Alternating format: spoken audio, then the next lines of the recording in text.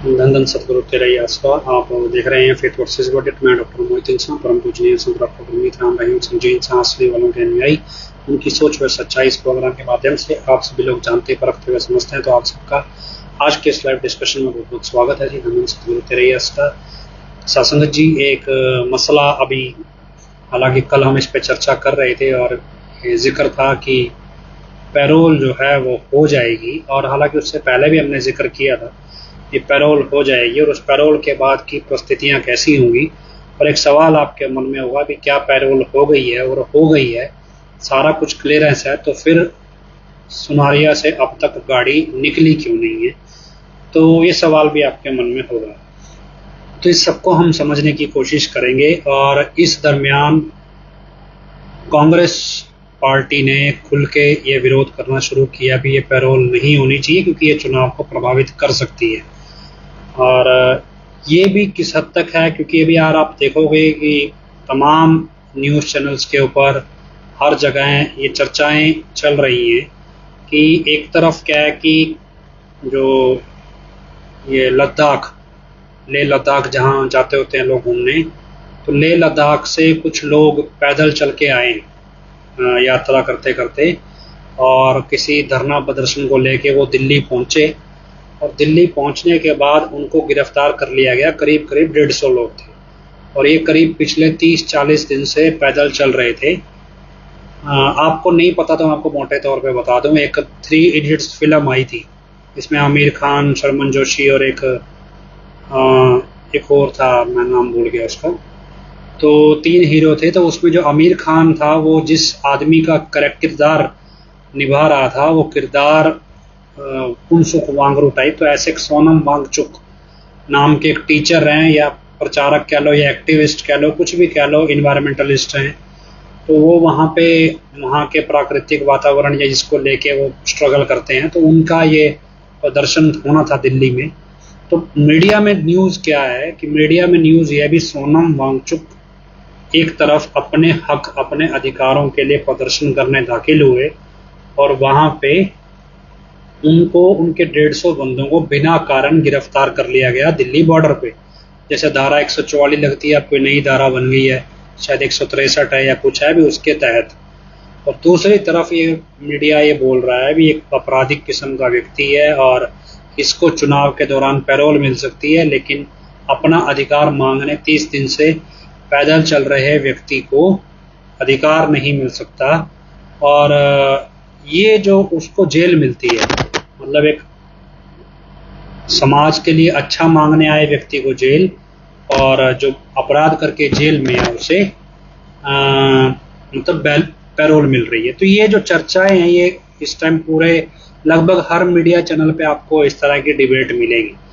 और कई पत्रकारों ने हमसे भी संपर्क किया इस मसले को लेके भी, क्या आप इस नज़रिए को किस तरह से देखते हैं, क्योंकि हमारा नज़रिया तो नकली असली वाले पे चला जाता है, फिर वो इस बात को इस बीच में लाना नहीं चाहते, इसलिए फिर वो हमारा वर्जन चलाते नहीं है। रिकॉर्ड कोई भी कर लेता है पर चलाता कोई नहीं है। तो अब मसला ये भी, ये पैरोल हुई और इस पैरोल पे अब ये रोला पड़ना है, सब कुछ भी क्या कितना सही है, लोगों का सवाल उठाना। क्योंकि अब तक तो क्या पैरोल चल रही थी, ठीक है जी, चुनाव है, माहौल बनेगा, हरियाणा को लेके कभी चर्चा नहीं थी।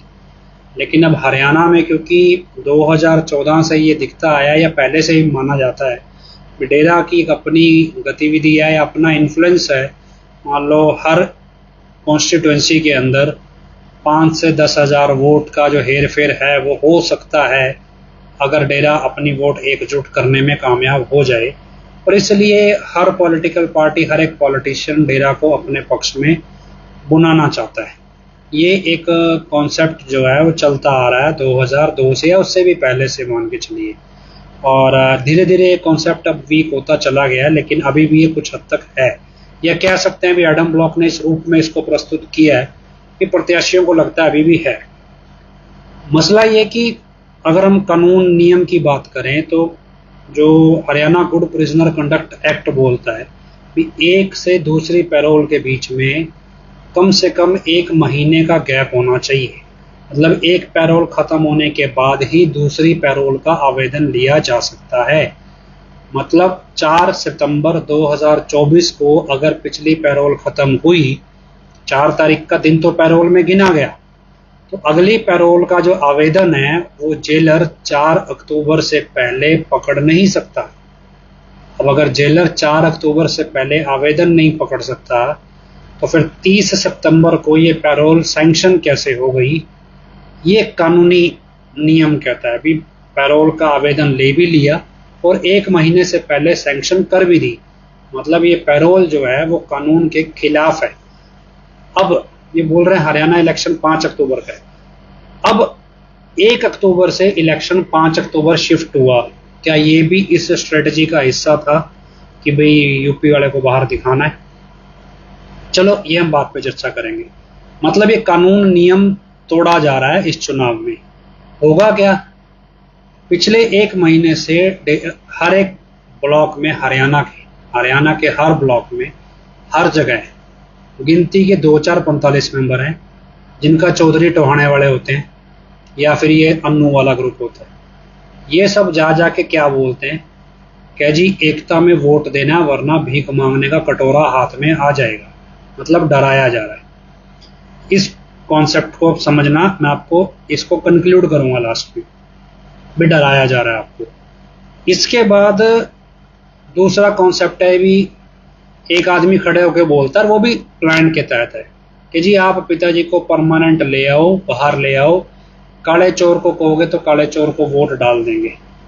ये चीज कैसे उठती है? अभी काले चोर को कहोगे तो डाल देंगे, ये भी मतलब एक स्क्रिप्ट के तहत परोसी जा रही है। मतलब हम ये मान लें भी सितंबर की पैरोल खत्म होने से पहले ये डिसाइडेड था कि इलेक्शन में जो वोटिंग होगी उससे पहले दोबारा पैरोल हो जाएगी, और ये एक फैक्टर डिसाइडेड था। इसीलिए 1 महीना लगातार इसका प्रचार चला। रूहानियत तो भी इसको बाहर निकाल दो दुनियावी तौर पे ले लो, क्योंकि समाज को रूहानियत समझ में नहीं आती, उनको राजनीति दिखती है। तो इस राजनीति में ये चीज डिसाइडेड थी। इसका मतलब हरियाणा सरकार या चुनाव आयोग या केंद्र सरकार और डेरा की मैनेजमेंट के बीच में ये सारा तालमेल पहले से स्थापित था। बेशक आचार संहिता लगी होगी, बेशक कोई मिनिस्टर पावर में होगा या नहीं होगा, उसके बावजूद ऑर्डर हमारा ही चलेगा। तो यही मीडिया चर्चा कर रहा है भी चुनाव आयोग कैसे कर सकता है। अब अगले स्टेप पे आओ। ये पैरोल तो 30 सितंबर को सैंक्शन हो गई, तो फिर आज का दिन क्यों नहीं है, बाहर क्यों नहीं है? क्या कि डेरे का वोट बैंक काम कैसे करता है, इसको पढ़ने में कांग्रेस फेल है, और इसको पढ़ने में बीजेपी इसलिए कामयाब है क्योंकि बीजेपी को एडम ब्लॉक ही बता रहा है भी आपको इसे पढ़ना कैसे है। ये हम सब जानते हैं। पिताजी कभी भी किसी भी पॉलिटिकल पार्टी को ना तो वोट देने को कहते हैं, ना ही वोट ना देने को कहते हैं, और ये हर एक पॉलिटिशियन भी जानता है।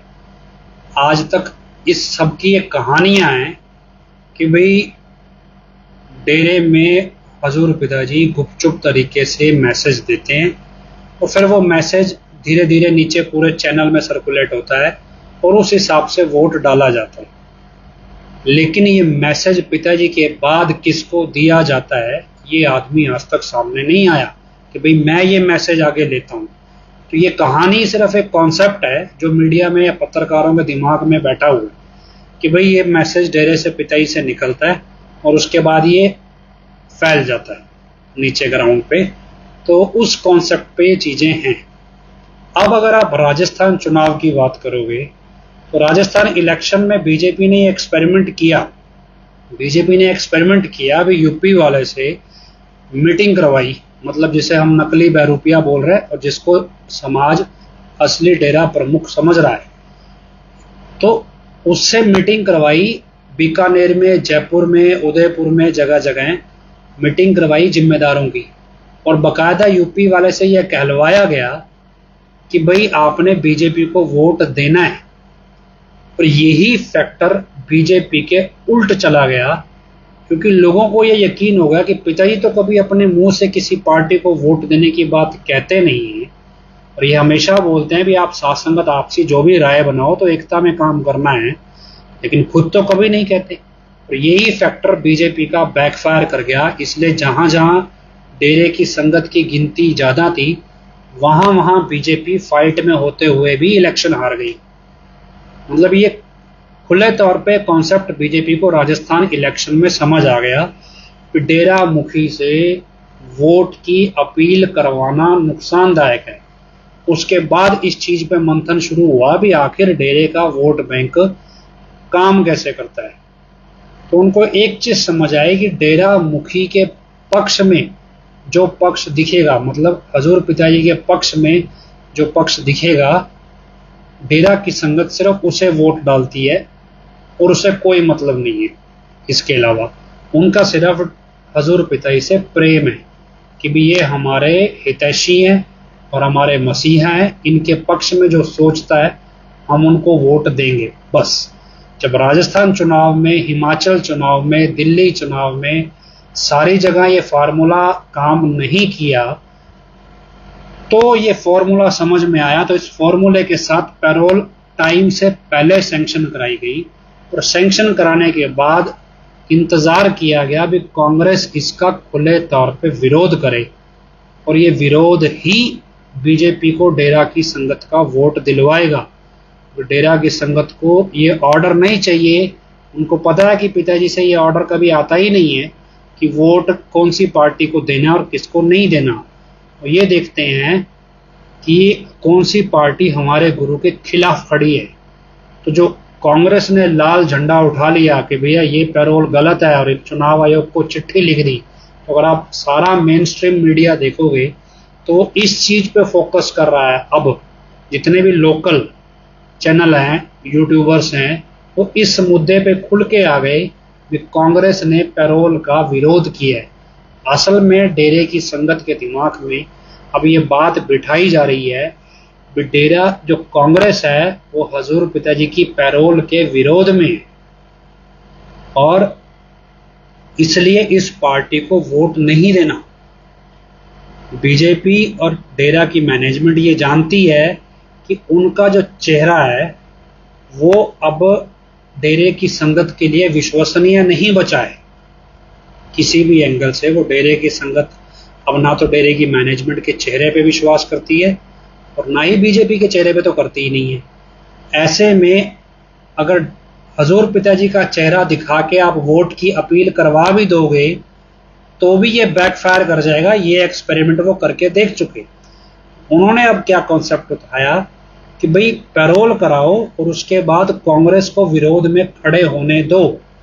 जैसे ही कांग्रेस खुले तौर पे इनेलो विरोध में आई है, इनेलो विरोध में नहीं आई, हरियाणा लोकहित पार्टी विरोध में नहीं आई, जेजेपी विरोध में नहीं आई, निर्दलीय विधायक कोई विरोध में नहीं आया, सिर्फ कांग्रेस आई ना। क्योंकि ये सबको पता है भी हरियाणा का इलेक्शन कांग्रेस वर्सेस ऑल है। इस बार कांग्रेस बनाम बाकी सारी पार्टियां एक तरफ हैं और कांग्रेस एक तरफ है। ये चुनाव इस तर्ज पे लड़ा जा रहा है। तो ऐसे में कांग्रेस का विरोध दिखाया इसीलिए जा रहा है बार बार मीडिया में, क्योंकि उनको पता है भी इसी तरीके से ही डेरे की संगत का वोट कांग्रेस से कटेगा। भी जितना विरोध कांग्रेस करेगी, और इसी को मेन स्ट्रीम मीडिया में बार बार हाईलाइट किया जा रहा है। तो अब ठंडे दिमाग से सोचना, क्या इस राजनीति का मोहरा हजूर पिताजी को बनाया जा रहा है? और अगर ये व्यक्ति असली है तो वो ये मोहरा बन क्यों रहे हैं? कॉमन सी चीज है ना भी, हजूर पिताजी ये मोहरा बन ही क्यों रहे हैं? राजनीतिक मतलब बीजेपी का मोहरा बन के क्यों वो कांग्रेस का वोट काट रहे हैं? मतलब कॉमन सेंस है। आपको लगे भी यार ये लॉजिकल नहीं लगता। यहाँ पे मैं आपको मोटे तौर पर बताता हूँ बीजेपी की विचारधारा क्या है। अगर आप बीजेपी की ओपन राजनीतिक विचारधारा पे काम करोगे तो बीजेपी की ओवरऑल विचारधारा आरएसएस से इंस्पायर्ड है, आरएसएस के जरिए चलती है। आरएसएस की विचारधारा ये कहती है भी जो ऊंची जाति के लोग हैं, भी ऊंची जाति के लोग हैं जैसे ब्राह्मण हो गए, राजपूत हो गए, या फिर अग्रवाल बनिया समाज हो गया, तो जो ये समाज के लोग हैं अब इनके हाथ में मोटी कमांड रहनी चाहिए, बाकी सब नीचे हमारे कंट्रोल में रहने चाहिए। अपर कास्ट मतलब जातिवाद आपको दिखता है बीजेपी में खुले तौर पे। इसके विरुद्ध कांग्रेस पार्टी ने जातिगत जनगणना का कॉन्सेप्ट चला दिया। अगर आप नोटिस करोगे विचारधारा में, जातिगत जनगणना होगी और उसमें जिस जाति के जितने लोग हैं उतने अफसरशाही में, उतने अफसर सरकार में उस जाति के होने चाहिए। इस तर्ज पे बीजेपी अपर कास्ट लोगों के जरिए लोअर कास्ट लोगों का वोट बांधती है, क्योंकि अपर कास्ट बंदे बड़े बिजनेसमैन या बड़े कंट्रोलर बन के, बड़े जिम्मेदार या बड़े डोमेन में होते हैं, बड़े मतलब एक तरह से उस डोमेन में वो उनके वर्करों को, उनकी लेबर को काबू करती है। लेकिन कांग्रेस इसके उल्ट लोअर कास्ट के लोगों को टैप करने लगी है जातिगत जनगणना के बेस पे, और वो कहते हैं भी वोटर तो सबका एक बराबर है। ऐसा तो नहीं है भी अपर कास्ट के बंदे का वोट 1 का 4 गिना जाएगा, लोअर कास्ट का 1 का आधा गिना जाएगा, है तो बराबर। उन्होंने विचारधारा दूसरी चला दी भी SC ST और OBC का जो वोट है वो जातिगत जनगणना के आसरे हम ले जाएंगे। अब कुमारी शैलजा और भूपेंद्र सिंह हुड्डा का जो डिस्प्यूट था वो खत्म हो गया और उसमें दलित वोट जो है वो कांग्रेस के हक में जा रहा है, दिख रहा है। लेकिन इसमें एक स्टडी ये कहती है भी जो दलित वोट है या OBC या लोअर कास्ट का जो एक बड़ा वोट है, बैंक है, वो डेरे से भी जुड़ा है एक तरह से, क्योंकि डेरा उनको बराबरी का दर्जा देता है, उनको जाति के हिसाब से छोटा दर्जा नहीं देता, इसलिए एक बड़ा दर्जा लोअर कास्ट का डेरे से जुड़ा है। ऐसे में जातिवाद के नाम पे मतलब बीजेपी भड़का तो सकती है, लेकिन जो डेरे का लोअर कास्ट से जुड़ा हुआ वोट है उसको तोड़ने के लिए उनको ये दिखाना जरूरी है भी कांग्रेस दलितों का जो मसीहा है, एक तरह से हजूर पिताजी जो दलितों को बराबर का दर्जा देते हैं, उनके खिलाफ है। तो मतलब एक दलित विरोधी विचारधारा है। और यही चीज अगर आप देखोगे तो आपको 45 मेंबर आज और कल की नाम चर्चाएं जो हुई, आज मतलब कल की छोटी जो आज की नाम चर्चाएं हुई हैं, उन नाम चर्चाओं से खबर निकल के आ रही है कि कांग्रेस हमारे को दूसरे दर्जे का नागरिक समझ रही है, पहले दर्जे का नहीं। तो जो आज का प्रचार है 45 मेंबरों का, वो प्रचार इस कॉन्सेप्ट पे है कि हमारे को छोटा आंकती है, कांग्रेस छोटा समझती है, हमें बराबरी का दर्जा किसने दिया? पिताजी ने, और कांग्रेस हमें छोटा समझ रही है। ये अचानक से 45 मेंबरों के प्रचार में ये बात कहां से निकल के आई कि कांग्रेस हमें द्वम दर्जे का नागरिक समझती है? हम कब से अल्पसंख्यक हो गए इस देश में? डेरा सच्चा सौदा की संगत कब से अल्पसंख्यक हो गई कि हम जातिवाद के हिसाब से अपना वोट गिनने लगे? क्योंकि ये कैलकुलेशन ही इस हिसाब से बिठाई गई है कि दलित वोट इस तर्ज पे तोड़ना है कि दलितों को बराबरी का दर्जा देने वाली संस्था के खिलाफ कांग्रेस खड़ी है। इसलिए असली गेम कांग्रेस के विरोध से चल रहा है, ना कि पैरोल पे बाहर आने के बाद यूपी वाले के जरिए वोट डालने के लिए कहने का चल रहा है। तो ये गेम यहां से घूम रहा है। आपको ये सारा समझना है भी क्या हजूर पिताजी वाकई में भाजपा की राजनीति का मोहरा बन जाएंगे किसी तर्ज पे? तो इस कॉन्सेप्ट पे ये चीज हुई। दूसरा क्या है, इन्होंने अब एक रखा भी, चुनाव आयोग ने रिस्ट्रिक्शन लगा दी, एक पाबंदी लगा दी भी आपने वो नहीं करना, चुनावी कोई बहस मतलब मीटिंग नहीं करनी, कुछ नहीं करनी। इन्होंने क्या करना है, इन्होंने जूम के ऊपर वो देना है अपना लिंक, जी हमारा तो सत्संग हो रहा है, हमारा तो सत्संग हो रहा है, हम तो कुछ चुनावी चर्चा नहीं कर रहे। और सत्संग में यूपी वाले ने क्या बोलना है, अभी जैसा तुमको जिम्मेवार कहें वैसा तुमने करना है। जिम्मेवार क्या बोलेंगे? बीजेपी को वोट डालना है। तो जिम्मेवार ने क्या बोला अभी तक की 1 महीने की नाम चर्चा में? जिम्मेवारों ने 1 महीने की नाम चर्चा में यही बात तो बोली ना, जो यूपी वाला आके सरेआम कहेगा वो मानेंगे। अब वो क्या बोलेगा, भाई ये मेरा बंदा है, इसकी मान लो। तो यही तो एडम ब्लॉक कहलवाना चाह रहा है ना कि भाई देखो आपको कह दिया ना भी इसकी मानो, जब पिताजी भरोसा कर रहे हैं तो आप क्यों नहीं कर रहे? इसलिए उसने सिर्फ यही काम करना है। अब क्योंकि आज का जो कॉन्सेप्ट था उसमें कांग्रेस का विरोध खुले तौर पे इसको प्रस्तुत करना था मीडिया में, इसलिए आज पैरोल मिलने के बावजूद नहीं दी गई। सुबह से लेकर शाम तक सुनारिया जेल के बाहर पत्रकार लाइन में खड़े रहे, भैया दिखाएंगे। तो हो सकता है कल ये पैरोल हो। तो कल जो इन्होंने क्या कर रखा था, भी आज पैरोल मिली है, कल ब्लॉक स्तर की हर एक जिले में नाम चर्चा, हर एक ब्लॉक में नाम चर्चा रखी गई थी कि ऑनलाइन हमें यूपी वाले को दिखाना है। लेकिन वो नाम चर्चा, कल की नाम चर्चा कैंसिल करके परसों की नाम चर्चा रखी गई है। तो अचानक से नाम चर्चा कैंसिल दोपहर में ही हो गई थी और परसों रखी गई। मतलब आप ये समझ रहे हो कि डेरा की मैनेजमेंट, बीजेपी की पॉलिटिकल जो भी प्रचार करने की तरीके हैं, और उसमें हजूर पिताजी को एक मोहरा बनाया गया है और इस तर्ज पे प्रस्तुत किया जा रहा है भी हजूर पिताजी वो मोहरा खुशी से बन रहे हैं। और आप मान लोगे ये बात कि बीजेपी का मोहरा बन के उनकी उंगलियों पे नाचेंगे पिताजी। लेकिन दूसरा कॉन्सेप्ट क्या है, भी मैंने एक पत्रकार है, मैं नाम फिर भूल गया, तो कईयों ने मेरे को वीडियो भेजा उस पत्रकार का, तो लगभग हर एक जो बड़ा यूट्यूबर है वो उस पत्रकार को अपने उस पर बिठाया हुआ है चैनल पे। तो पत्रकार क्या बोल रहा है, क्या जी डेरा के मुखिया को क्या ये समझ नहीं आता कि हरियाणा में कांग्रेस की लहर है और हो सकता है वो बाहर आके कांग्रेस को ही समर्थन दे दे। तो हो सकता है जो आज के दिन पैरोल नहीं हुई, तो इस बात को पुख्ता करने के लिए प्रचार चल रहा, तैयारी चल रही है, डेरा मुखी बाहर आके कहीं कांग्रेस को समर्थन देने की बात ना कर दे। दूसरी तरफ डेरा की मैनेजमेंट जो कांग्रेस को अप्रोच कर रही है ग्राउंड लेवल पे अलग अलग प्रत्याशियों के जरिए, मतलब क्या, जैसे आपका जिला स्तरीय कोई जिम्मेवार है, वो कांग्रेस के मतलब प्रत्याशी तक पहुंचता है, तो फिर कांग्रेस का प्रत्याशी उसको हुड्डा तक पहुंचाता है, चेन चलती है। जब हुड्डा तक चेन पहुंचती है तो हुड्डा वहां से बोलता है भी हमारे को तुम्हारी सुननी ही नहीं, तो वो उठा के वहां से बाहर फेंक देता है। तो एक तरफ तो कांग्रेस डेरा के बंदों की सुन नहीं रही है, डेरा के लोगों को अप्रोच नहीं कर रही है वोट के लिए, और दूसरी तरफ पत्रकार ये बोल रहा है भी डेरा मुखी बाहर आके कांग्रेस के पक्ष में वोट डालने की बात बोल सकते हैं। मतलब ये थ्योरी मुझे जचती नहीं है, क्योंकि ग्राउंड लेवल पे कांग्रेस के प्रत्याशियों से डेरा की मैनेजमेंट और जिम्मेवारों का तालमेल बन ही नहीं रहा है।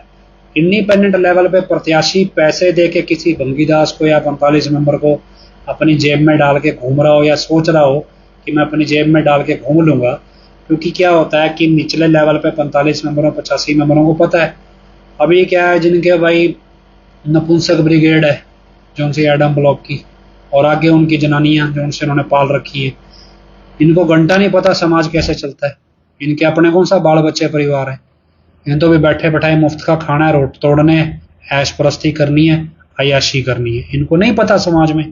लेकिन जो 45 मेंबर हैं या फिर मंगीदास हैं उनको तो पता है। तो वो क्या कर रहे हैं, वो अपने लेवल पे प्रत्याशी को बोल रहे हैं भैया वोट तेरे को डलवाएंगे, पैसे दे दे। तो वो प्रत्याशियों के लेवल पे पैसे ऐंठ रहे हैं और वो एक अपना इंडिपेंडेंट संपर्क बनाए हुए हैं भी कल को कांग्रेस आके कोई बड़ी कार्रवाई बिठा भी दे डेरे के खिलाफ तो भी भैया हमारे को प्रत्याशी बचा ले। तो उस कॉन्सेप्ट पे चल रहा है और इसी कॉन्सेप्ट पे पत्रकार ये बात बोल रहे हैं कि ग्राउंड लेवल पे जो संगत है वो कांग्रेस की तरफ जा रही है, लेकिन ऊपर ये माहौल कैसे है कि बीजेपी की तरफ जा रही है। तो ये चीज ऊपर प्रबंधक कुछ ही करे, लेकिन ग्राउंड पे लोग कैसे तालमेल बनाते हैं हर चीज में, हर सिचुएशन में। मतलब 85 मेंबर को पता है मेरे को कांग्रेस से भी नहीं बिगाड़नी, मेरे को बीजेपी से भी नहीं बिगाड़नी, वो दोनों के तलवे चाट रहा है एक तरह से। उनको तो काम ही क्या है, ताड़ियां बजा के घर घर बधाई मांगना है। उनको कौन सी शर्म है या कौन सा उनका स्वाभिमान है, उनके लिए कौन सी विचारधारा, उनको तो पैसे से मतलब है, अपनी जान बचाने से मतलब है। डेरा उनको 85 मेंबर का टैग दे के रखे बस, उसके बाद उनकी कमाई का साधन अनलिमिटेड है। तो ये चलता है। तो पत्रकार ये बात बोल रहा है कि भी इस तर्ज पे आज पैरोल ली हुई ये चीजें सेटिंग हो रही है और ग्राउंड लेवल पे ये हो रहा है। असल सिचुएशन क्या है देखो, संगत को लगभग समझ आती है, सबको पता है भी पिताजी के कहने से कुछ नहीं होता, क्योंकि पिताजी कभी कहते ही नहीं। और अगर कह देंगे तो बकायदा संगत का उल्टा शक पैदा हो जाता है कि भाई ये सच्ची में नकली तो नहीं।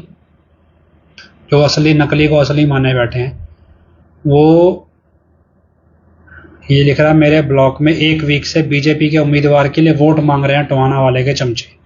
हाँ, टोहाना के चमचों की तो फौज है, और टोहाना में भी एक ग्रुप नहीं है, कई ग्रुप हैं, अलग अलग चल रहे हैं, सारे अपने अपने राग लाप रहे हैं। वो क्या है जी, उनका तो धंधा ही यही है, उन्होंने कौन सा कोई मेहनत करके कमाया है। ऐसे ऐसे लोग हैं टोहाना में जो बाजार से गले हुए आलू खरीदते हैं, किलो किलो की पैकिंग करते हैं, और 5 रुपए किलो गले आलू खरीदेंगे, 50 रुपए किलो तेरावास का बता के बेच देते हैं। और बड़े बड़े लेवल के प्रबंधक हैं ये। तो टोहाना का तो पिताजी ने वचन किए थे ना भी, अगर यहाँ के बंदे नाम जपे सेवा करे तो हैं सियाने, वरना ये हैं डेढ़ सियाने। डेढ़ सियाने मतलब अपने आप को ही भगवान समझते हैं। तो खैर जो भी है, ये सिचुएशन आपको चुनाव में समझनी है। लेकिन एक सवाल मेरे सामने है, और ये सवाल आप समझने की कोशिश करना। सवाल ये भी, क्या हम एक रिजिड सोच पे हैं, मतलब रिजिड समझ रहे हो, क्या हम अड़ गए हैं अपनी सोच पे, या कई बार कोई बुद्धिजीवी है, जो मेरे से आज एक बुद्धिजीवी ने सवाल पूछ लिया, पत्रकार है, वो नया था कोई, उसने मेरे से एक सवाल पूछा कि जी आपके हिसाब से अगर डेरा मुखी प्रमुख जो है, अगर आपके हिसाब से सही नहीं चल रहे तो आप उनको नकली ठहरा के खुद को सेफ करना चाहते हो। मतलब सवाल समझने की कोशिश करना भी, अगर आपके हिसाब से डेरा सच्चा सौदा प्रमुख अपने असूलों पे नहीं टिके या स्टेबल नहीं रहे, या उन्होंने बीजेपी से समझौता कर लिया, तो क्या आप उन्हें नकली सिद्ध करके अपने आप को सही सिद्ध करने की कोशिश कर रहे हो? ये सवाल है, और आप इस सवाल को अगर समझो तो इसका जवाब सोचने की कोशिश करना भी। आपकी मतलब उसका अगला जो कहना था भी, आपकी सोच यहाँ आके अटक गई है कि भी इसे नकली कहना पड़ेगा, वरना लोग समाज में हमें बेवकूफ समझना शुरू कर देंगे। तो आप जानबूझ के असली व्यक्ति को नकली सिद्ध करने की कोशिश कर रहे हो, क्योंकि उसके जो काम है, उसका जो चरित्र दिखाया गया है अब, वो सामाजिक दुनिया से मेल नहीं खाता, वो उसके असूलों से मेल नहीं खाता। तो इस कॉन्सेप्ट पे चलना, इस सवाल को आप समझने की कोशिश करना, बड़ा गंभीर ये सवाल है। इसको दूसरे तर्ज पे समझो। अगर इसको महाभारत के तर्ज पे समझो भी, अर्जुन के सामने द्रोणाचार्य खड़ जाए, द्रोणाचार्य अधर्म के पक्ष में खड़ा है, अर्जुन क्या करे? द्रोणाचार्य को मार दे या द्रोणाचार्य से युद्ध करना छोड़ दे? तो फिर गीता का उपदेश पढ़े। इस सवाल को अगर आप कितना गंभीर तरीके से समझे हो मुझे नहीं पता, आपको समझ आए तो जवाब लिख दीजिएगा, सिर्फ नारा मत लिखते रहिएगा भी। आप सवाल मैं आपको फिर भी दोबारा रिपीट कर देता हूं भी, अगर फेथ वर्सेस वर्डिक्ट को लगता है डेरा सच्चा सौदा प्रमुख का जो आचरण है, चरित्र है, कर्म कांड है भी, ये डेरा सच्चा सौदा के प्रमुख जो असल में थे, उनके जो असूल, उनके जो स्वाभिमान, उनका जो आत्मविश्वास दिखता था, वो अब वैसा नहीं है। वो एक कंप्रोमाइज है, एक समझौता किया हुआ है, ठीक है। और अगर हमें लगता है भी अब ये हमारे असूलों से मेल नहीं खा रहा, तो हम इसको नकली सिद्ध कर देते हैं ताकि लोग हमें बेवकूफ ना समझें। यही चीज है। और इस तर्ज पे एग्जाम्पल, दूसरा एग्जाम्पल वो मेरे सामने रख रहा है कि अर्जुन और द्रोणाचार्य अगर आमने सामने हों और द्रोणाचार्य अगर अधर्म का साथ देने लगे, तो क्या अर्जुन शस्त्र चलाना छोड़ दे? तो क्या आपके सामने आपके गुरु द्रोणाचार्य के रूप में खड़े हैं अधर्म के पक्ष में? असल सवाल ये है। क्या आपके गुरु द्रोणाचार्य के रूप में आपके सामने खड़े हैं, तो आपको इस सवाल का जवाब कभी आपके सामने आ जाए तो इस सवाल का जवाब किस रूप में समझना है।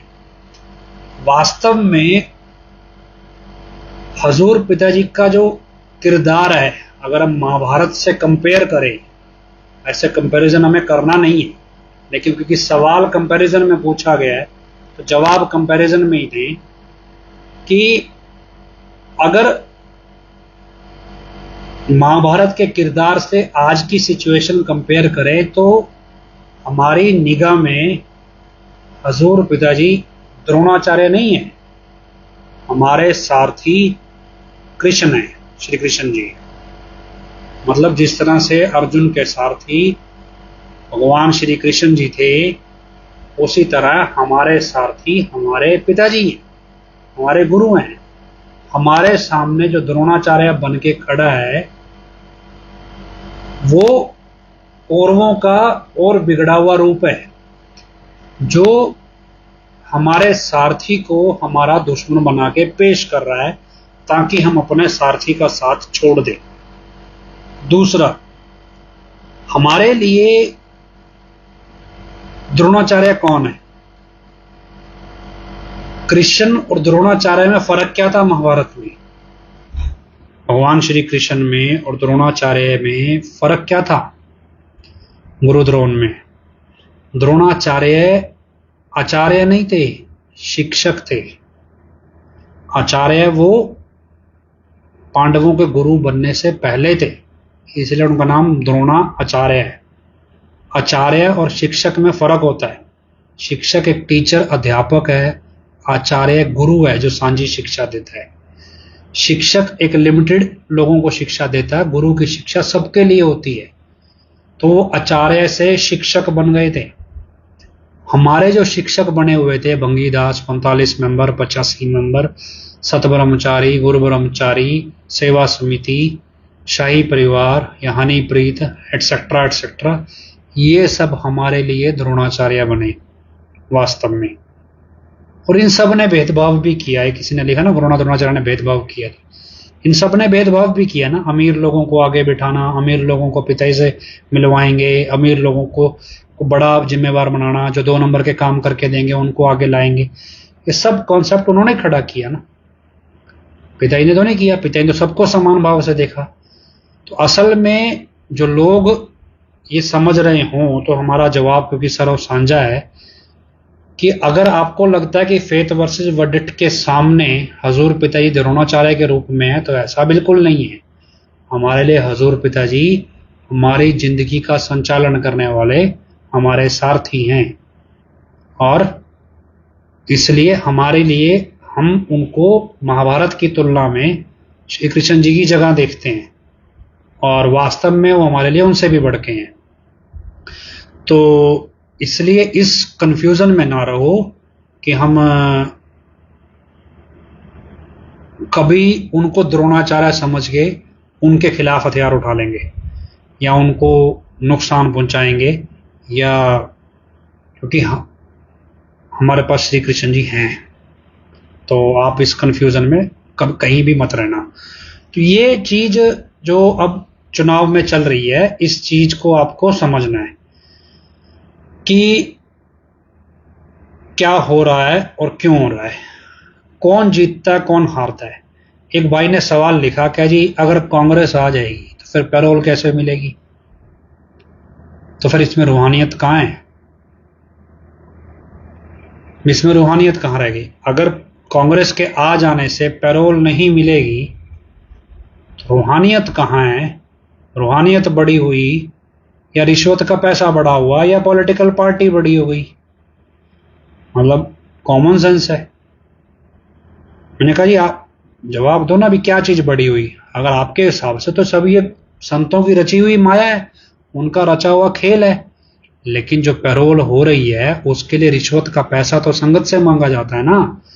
भी रोहतक कमिश्नर को जो रिश्वत देनी है, दी भी जाती है कि नहीं दी जाती, लेकिन संगत से तो पैसा मांगा जाता है। जेलर को रिश्वत दी जाती है कि नहीं दी जाती, पैसा तो संगत से मांगा जाता है। और बागपत डीएम को रिश्वत दी जाती है नहीं दी जाती, पैसा संगत से मांगा जाता है। तो ये एक कॉन्सेप्ट है सीधा सीधा। कांग्रेस जीत गई या हार गई, कोई भी जीत जाए, क्या हमारी दुनिया नेताओं के तालमेल पे चलती है? रूहानियत अध्यात्म की दुनिया।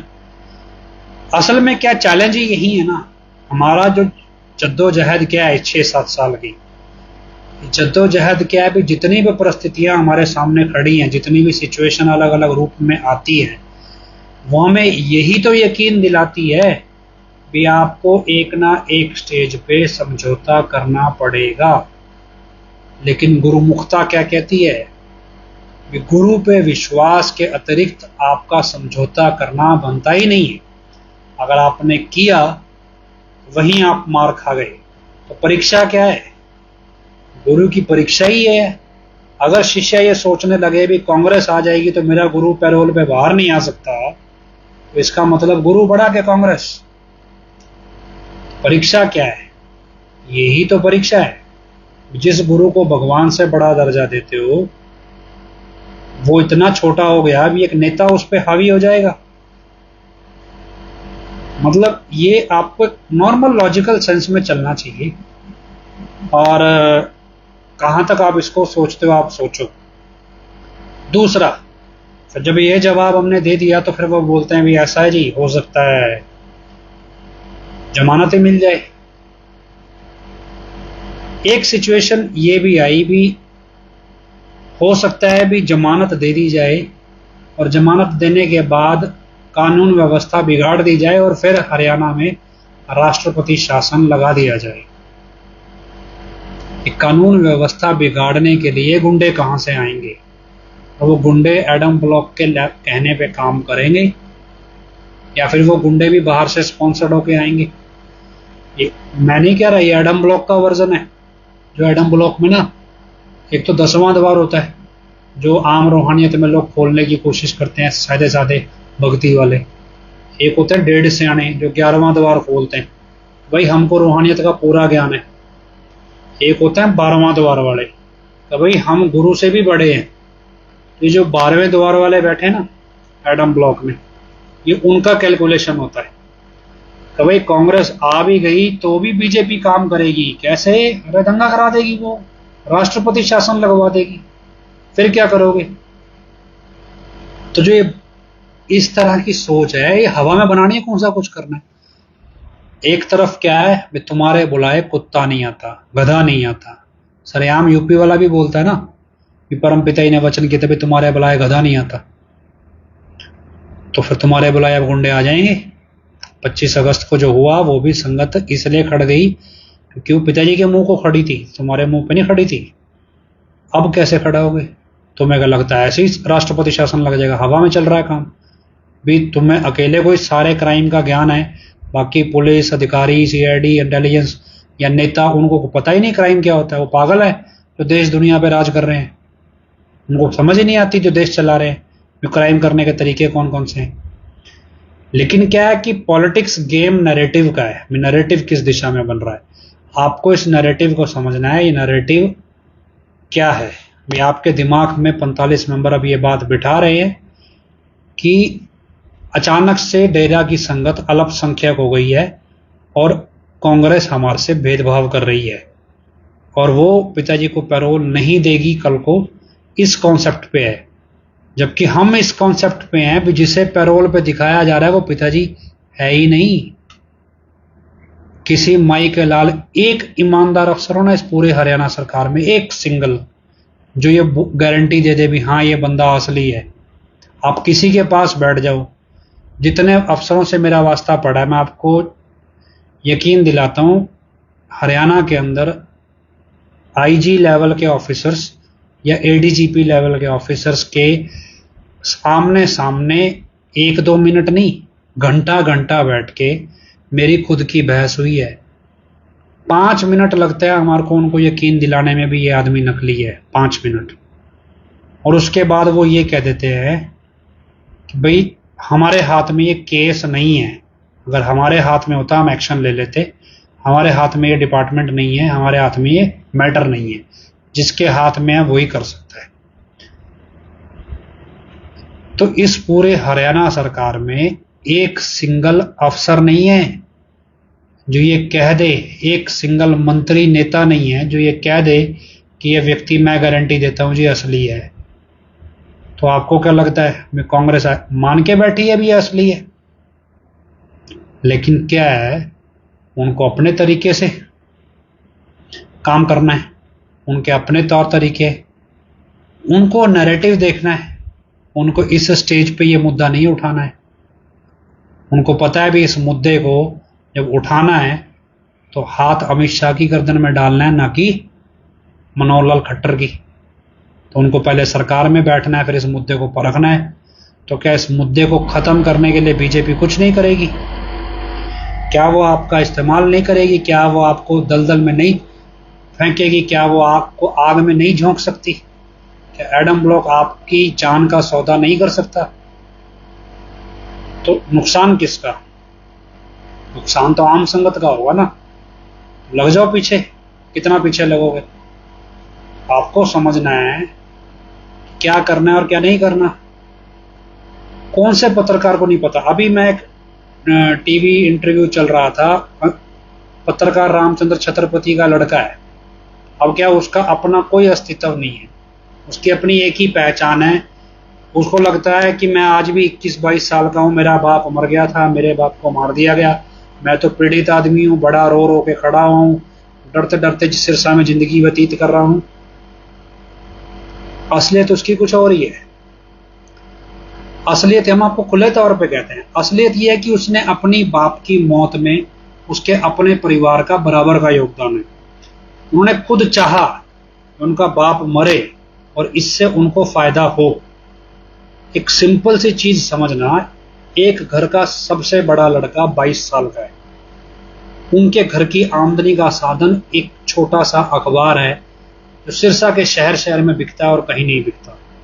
वो भी जबरदस्ती बेचना पड़ता है और बड़ी मुश्किल से गुजारा चलता है। अचानक से एक हादसा होता है और उसका बाप मर जाता है, वो अखबार बंद हो जाता है। उसके बाद अगले 22 साल बाद आज वो व्यक्ति 44 साल का हो गया होगा। तो 22 साल बाद वो व्यक्ति करोड़पति है, सिरसा के सबसे महंगे इलाके में उसका मकान है। 22 साल से उसके साथ उसके अंगरक्षक हथियार लेके, अजला लेके चलते हैं, और वो साइकिल पे तो चलते नहीं है, वो गाड़ियों में चलते हैं। उसका कोई बिजनेस नहीं है स्टेबल दिखता हो, किसी फील्ड की इसको नॉलेज नहीं है, लेकिन वो करोड़पति है। कोई उसका समाज में स्टैंड नहीं है किसी टॉपिक को लेके। उसका एक ही झंडा है, मेरे बाप को मार दिया था। जैसे वो वेलकम फिल्म आई थी ना, कि मैं हॉकी का प्लेयर था, एक दिन मैंने मजनू भाई को कुछ बोल दिया तो मेरी हॉकी से टांग तोड़ दी, अब मन के बड़े अच्छे हैं, मेरी टांग रिपेयर करा दी। तो वो है बस उसकी एक कहानी है कि मेरा बाप ये था जी, उसको मार दिया और मैं गरीब हो गया, मैंने बड़ी मुश्किल से गुजारा किया, मैंने बड़ी लंबी लड़ाई लड़ी। और ये क्यों नहीं बताता उस बाप की मौत में ने ही मुझे करोड़पति बनाया, और जब वो ना मरता तो मैं आज भी भूखा नंगा होता। मेरे को किसी फील्ड की कोई नॉलेज नहीं है, मैं सिर्फ अपने बाप की मौत की कमाई खा रहा हूं, अपने बाप की लाश पे रोटियां सेकता हूं। क्यों नहीं बताता? और क्या पत्रकारों को नहीं पता? सबको सब कुछ पता है, ऐसा नहीं है किसको कुछ नहीं पता। लेकिन सबने एक चीज 25 अगस्त के बाद समझी, डेरा के मुखिया के खिलाफ आप कुछ भी बोल लो, आपको कोई कुछ नहीं कहेगा। डेरा की मैनेजमेंट के खिलाफ कुछ बोला ना, तो आपको कब मार दें भरोसा नहीं है। और यही वजह है, आप सिरसा में जब हमने अखबार खोलना चाहा ना, हर एक पत्रकार ने एक ही बात बोली, क्या जी डेरा मुखिया के खिलाफ तो खबर छाप देंगे, डेरा की मैनेजमेंट के खिलाफ खबर नहीं छाप सकते, हमें जिंदा रहना है, छत्रपति नहीं बनना है। उनको पता है डेरा प्रमुख खतरा नहीं है, मैनेजमेंट खतरा है। और ये ऐसा खतरा है भी आदमी गायब भी होएगा और उसके बाद कहाँ मिलेगा भी कि नहीं मिलेगा पता नहीं। और ये गायब होने वालों की गिनती 1-2 नहीं है, सैकड़ों में है। 25 अगस्त के बाद यूं ही नहीं कहानी चली थी। उनको लगा भी ये सारे बंदे मार के डेरा की जमीन में गाड़ दिए गए होंगे, तो उन्होंने कहानी चला दी। डेरा के अंदर सैकड़ों नरकंकाल है। जब ये नरकंकाल नहीं मिले, फिर यही पत्रकारों को फिर सांप सूंघ गया कि भैया अब तो मिले नहीं, दोबारा भी डेरा मैनेजमेंट के खिलाफ कुछ मत बोल देना, नहीं तो अब तुम कब गायब हो जाओगे पता नहीं। प्रॉब्लम क्या है, यूट्यूब फेसबुक के जमाने में हर एक आदमी पत्रकार बना हुआ है, हर एक आदमी जागरूक करने पे लगा हुआ है। किसको, ये पता नहीं। आम तौर पे मान लो मैं सिरसा में रहता हूं, मेरे को सिरसा के अंदर की हलचल जाननी है। मेरे इर्द गिर्द कौन सा अपराध घटित हो रहा है, क्या घटना घटित हो रही है, मेरे आसपास का माहौल कैसा है, ये मेरे को आज तक से तो पता चलेगा नहीं। ये मेरे को सिरसा के लोकल पत्रकारों से पता चलेगा। तो अमूमन एक शहर में आपको, एक शहर में, जिले में कम से कम 300 से 400 पत्रकार मिल जाएंगे यूट्यूबरों को मिला के। आम 300 से 400 पत्रकार मिलेंगे। और यूट्यूबर्स ज्यादा होते हैं जो ग्राउंड पे आपको रिपोर्ट दे देते हैं। अखबार उतनी रिपोर्टिंग नहीं देता, लेकिन अखबार क्योंकि लीगली अकाउंटेबल होता है, इसलिए उसकी रिपोर्ट को ऑथेंटिक मान लिया जाता है। अब यूट्यूबर को आप देखो, आज एक सिचुएशन बताता हूं। एक यूट्यूबर था, पत्रकार बना हुआ था, रिकॉर्ड पे नहीं, बस यूट्यूबर पत्रकार। उसके पास एक नेता आया, बोला जी मेरे पक्ष में प्रचार करो। बोला क्यों करूं जी आपके पक्ष में प्रचार? बोले जी प्रचार करो। बोला जी 5 साल तो आपने मेरी सुध नहीं ली। फलाना नेता है, उसने हर साल मेरे को गिफ्ट भेजा, और हर गिफ्ट कम से कम 10,000 रुपए का था। हर बार मेरे को वो बड़ी पार्टियों में बुलाता है, बढ़िया बढ़िया होटल में खाना भी खिलाता है हर साल, त्योहार के दिन, त्योहार पे। आपने तो कभी हमें बुलाया ही नहीं, हम क्यों आपके पक्ष में प्रचार करें? उसने कहा ठीक है, मैं आपको पार्टी देता हूं और 5 साल की कसर एक बार में निकाल दूंगा। तो आप समझ सकते हो वो कसर कैसे निकाली गई होगी। तो आज अगर आप अपने इलाके के लोकल यूट्यूबरों के चैनल देखना, तो आपको ये कभी नहीं बताएंगे भी इस कॉलोनी के अंदर फलाना नेता गया और इस कॉलोनी के लोगों ने ये मुद्दे अपने नेता के सामने रखे और नेता ने इसका ये जवाब दिया। वहां पे न्यूज क्या चलती है, फलाने नेता को फलानी गली का, फलाने मोहल्ले का, फलाने कस्बे का समर्थन, फलानी बिरादरी का समर्थन। एक तरफा माहौल हो गया, फिल्टर फाड़ दिए, जनसद अब उमड़ आया। ये क्या है? ये पैसे देके चलाई गई रिपोर्ट है। यही पैसे पे चलने वाले पत्रकार नेशनल मीडिया को न्यूज बेच रहे हैं, और यही नेशनल मीडिया न्यूज घुमा के हमारे को परोस रहा है। तो अल्टीमेटली क्या है, अगर मीडिया से ही देश चलता होता और मीडिया से ही नैरेटिव बनते होते, तो फिर लोकसभा में कांग्रेस की एक भी सीट नहीं आनी चाहिए थी, सारी सीट ही बीजेपी की आनी चाहिए थी। पब्लिक इतनी बेवकूफ नहीं है, उसको समझ में आता है कि जो पत्रकार दिल्ली में, नोएडा में बैठ के बोल रहा है, वो हमारे गली से खबर उठाता है, हमारी गली के पत्रकार से खबर उठाता है, और वो पत्रकार 500 में खबर बेचता है। उसको पता है भी उसको खबर कैसे बेचनी है। जो सी खबर उठ रही है वो खबर धीरे धीरे, हिसार रेंज की खबर है, चलो ये थोड़ी ऊपर उठ गई। जो खबर धीरे धीरे उठती है वो खबर नेशनल बन जाती है, जहां पे नेताओं को घेरा जा सकता है। फिर ऊपर बड़े चैनलों पे रेट लगता है नैरेटिव का। बोला जी इसी खबर में नैरेटिव आपके पक्ष में बनाना है तो इतने पैसे, इधर वाले पक्ष में बनाना है तो इतने पैसे। तो ये धंधा है। उसमें कोई यूट्यूबर दावा कर दे भी मेरे जैसा तो ईमानदार पत्रकार कोई नहीं, मैं तो सही हूं बाकी सारे गलत। हर एक यूट्यूबर कर रहा है, सबके अपने अपने दायरे हैं। कोई बीजेपी के पक्ष का है, कोई बीजेपी के खिलाफ है, और जरूरी नहीं है जो बीजेपी के खिलाफ है वो कांग्रेस के पक्ष का है, क्योंकि हो सकता है कांग्रेस ने उसे पैसा दिया ही ना हो, वो बीजेपी के ही खिलाफ हो। तो ऐसे हर चीज है, हर किसी का अपना अपना जोन है। किसको पड़ी है समाज की, किसको पड़ी है देश की, किसको पड़ी है विचारधारा की। एट द एंड शाम को सबको ये देखना है कि मेरी जेब में पैसा कितना आया, चाहे वो पत्रकारिता करके आया, चाहे वो नेता के पीछे नारे लगा के आया, चाहे वो वोट डाल के आया, चाहे वो वोट बेच के आया। ये दुनिया है।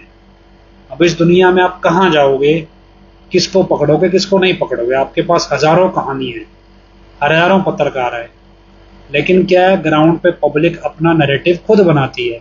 जैसे ही चुनाव का रिजल्ट आएगा, यही पत्रकार ने एक लाइन में बोलना है, डेरा फैक्टर चुनाव में काम नहीं किया जी। अगर हिसार, सिरसा, अंबाला, कुरुक्षेत्र में बीजेपी की सीट नहीं निकली तो एक लाइन में आएगा, डेरा फैक्टर चुनाव में प्रभावी नहीं रहा। इसका मतलब ये नहीं है भी अगले 5 साल बाद भी प्रभावी नहीं रहेगा। अगर उन्होंने ये बात बोल दी, फिर डेरा की मैनेजमेंट से जो गिफ्ट मिलते हैं वो कौन देगा? वो मिलेंगे नहीं। इसलिए वो ये बात कभी नहीं बोलेंगे डेरा फैक्टर काम नहीं करेगा। वो तो बोलेंगे करेगा, तभी तो पैसा मिलेगा नैरेटिव बनाने का। तो आपको समझना है भी आप कौन सी रेस में हैं और कहां दौड़ रहे हैं। तो टाइम ज़्यादा हो गया, तो देखते हैं। आपको चुनाव समझना है, कैसे समझना है ये आप देखिए। और फिलहाल आज के लिए इतना ही है। बाकी कल अगर पैरोल शुरू हो जाती है तो उस ट्रैक पे एक पोस्टर जारी किया है, नकली राम रहीम मुर्दाबाद, भाजपा अलग है, दलाल। भाज मतलब हरियाणवी में भागना को भाजना बोलते हैं, जैसे पजना पंजाबी में बोलते हो, ऐसे भाजना। तो भाज पाने वाले दलाल हैं ये, जो लोगों को भगाते हैं। तो वो जो दलाल है उनको मुर्दाबाद कहा गया है, बीजेपी को मुर्दाबाद नहीं कहा गया। बीजेपी में जो थोड़ा भी कार्यकर्ता हो सकता है ईमानदारी से काम करता हो, उसको लगता हो, तो भाजपा दलाल, ठीक है। बाकी कोई इसको कैसे मर्जी ले जाए, अलग मसला है। तो ये अपना अपना प्रस्तुत करने का तरीका है, क्योंकि हम खुले तौर पे ये मानते हैं भी बीजेपी की जो विचारधारा है वो असामाजिक है और समाज के हित में किसी भी मायने में नहीं है, क्योंकि उनको ईश्वर के नाम से नफरत है। वो खुद ईश्वर बनना चाहते हैं और उनकी तुलना हम कंस, औरंगजेब, रावण जैसे लोगों से ही कर सकते हैं। तो हम उम्मीद करते हैं, प्रार्थना करते हैं कि सच्चाई जल्दी सामने आए। इस उम्मीद के साथ हजूर पिता के चरणों में नारा लगाते हैं, धन धन सतगुरु तेरा ही आसरा।